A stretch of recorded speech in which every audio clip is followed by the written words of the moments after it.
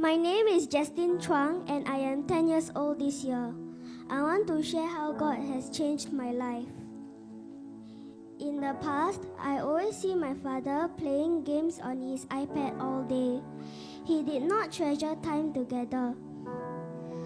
So, my sister, who was 2 years younger than me, played together as my other two sisters were very young. My mother was busy working.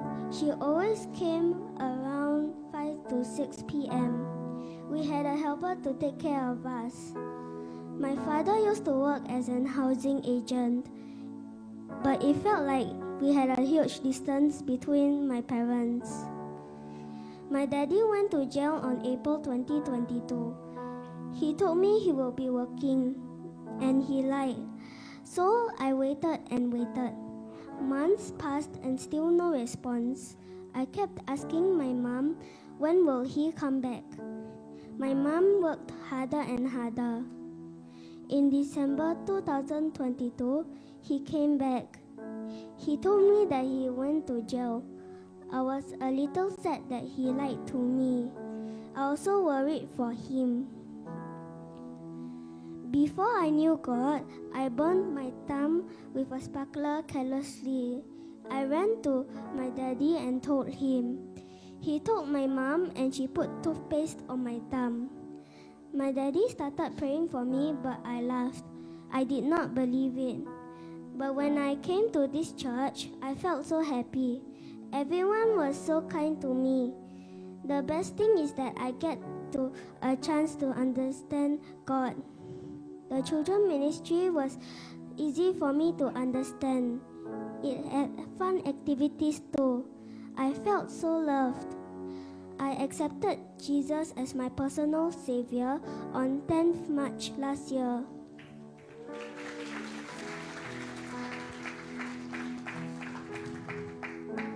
My daddy told me how Auntie Megan and Uncle Albert inspired him to come to church during his prison time. I would like to thank Auntie Megan, Uncle Albert, and the many uncles and aunties who have helped me and my family. I would also like to thank the pastors and teachers who have taught us what God did for us.